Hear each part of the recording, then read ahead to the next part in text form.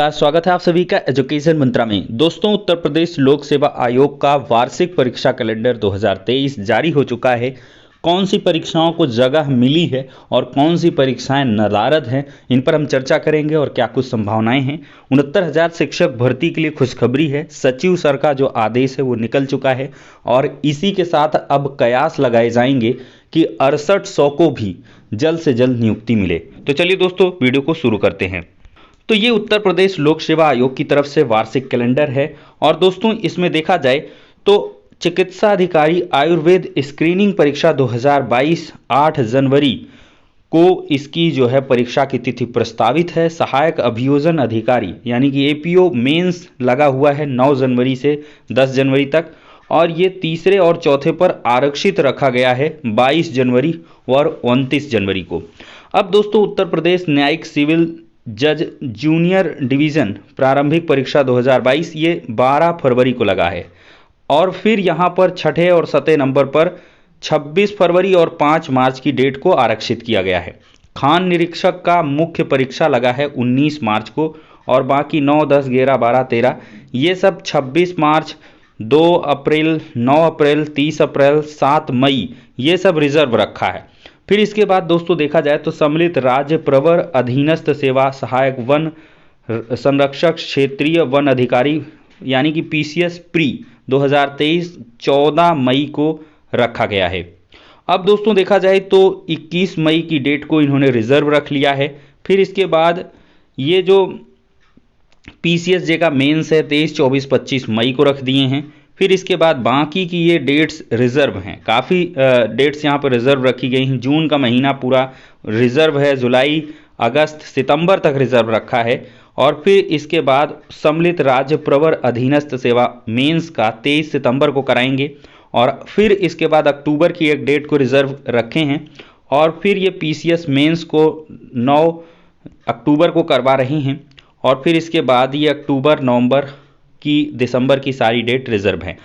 तो दोस्तों, विशेष परिस्थितियों में तिथियों में परिवर्तन होगा, लेकिन एक बात यहाँ से कंफर्म है कि आपको लग रहा होगा कि ये आरओ और एआरओ, फिर इसके बाद बीईओ और इसके बाद देखा जाए दोस्तों तो एलटी ग्रेड की वैकेंसी का यहाँ पे कोई कुछ नहीं जिक्र है।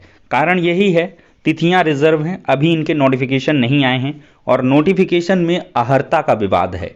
बीईओ का तो सबसे पहले नोटिफिकेशन ये लोग देने वाले हैं, कभी भी इसका नोटिफिकेशन आ सकता है और मुझे जहां तक उम्मीद है जनवरी में बीईओ ब्लॉक एजुकेशन ऑफिसर का नोटिफिकेशन आ जाएगा।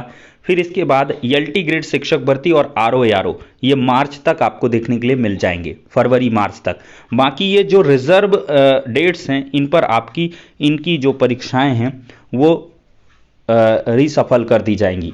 तो ये एक दोस्तों बड़ी अपडेट हो जाती है। अब चलते हैं अगली खबर की तरफ। दोस्तों, ये 69,000 शिक्षक भर्ती से जुड़ा हुआ मामला है, कुछ इसको हम समझाते हैं।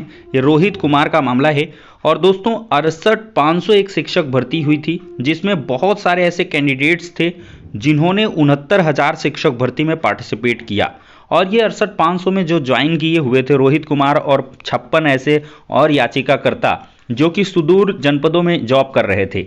तो ऐन वक्त पर जब ये चाह रहे थे कि 69,000 में हम पार्टिसिपेट करके अपने गृह जनपद में आ जाएं, तो ऐसा नहीं हो सका था, एनओसी नहीं दी गई थी। तो ये लोग कोर्ट चले गए और कोर्ट से राहत मिली है। फाइनली अब इनको एनओसी दी जाएगी और 69,000 शिक्षक भर्ती में ये लोग ज्वाइन करेंगे। तो दोस्तों यही दिया है, जनपद से एनओसी प्राप्त अभ्यर्थियों को कार्यमुक्त किया जाएगा यहाँ पर 4 जनवरी को और अभ्यर्थियों द्वारा आवंटित जनपद में उपस्थित होना होगा 5 जनवरी को। फिर इसके बाद सारी प्रोसीडिंग्स यहाँ पर दी गई हैं दोस्तों और साथ ही साथ यहाँ पर जिला बेसिक शिक्षा अधिकारी के मतलब इनका काम हो गया है। अब ये लोग अपना जॉब वॉब कर लेंगे, दूसरे ज़िले में इनको शिफ्ट कर दिया जाएगा। साथ ही साथ दोस्तों जनवरी में जो शिक्षा मित्र थे जिनको भारांक नहीं मिला था उनकी भी ज्वाइनिंग हो जाएगी। 1 अंक वालों को भी जनवरी में ज्वाइन करवा दिया जाएगा। तो ये सारा पेंडेंसी मैटर 69,000 का निपट जाएगा। एक मैटर बचेगा 6800 आरक्षण सूची का, उस पर भी उम्मीद है कि ऑर्डर रिजर्व है, ऑर्डर आएगा और सरकार उसके कंप्लाइंसेस में चीज़ों को जल्द से जल्द करेगी और 6800 आरक्षण सूची के पक्ष में ही ऑर्डर आएगा। इसकी 99% संभावनाएं हैं। विपरीत आदेश बिल्कुल देखने के लिए नहीं मिलेगा, क्योंकि सरकार ने खुद गलती स्वीकारी है कि हमसे आरक्षण में विसंगति हुई है। 6800 सीटों को खुद कबूले हैं, तो 6800 की जॉब सुनिश्चित है।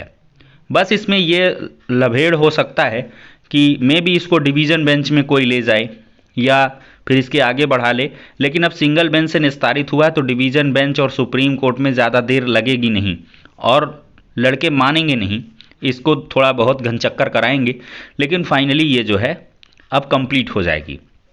तो फिलहाल के लिए दोस्तों ये हो जाती हैं सारी इंपॉर्टेंट अपडेट्स। नेक्स्ट वीडियो में मिलते हैं।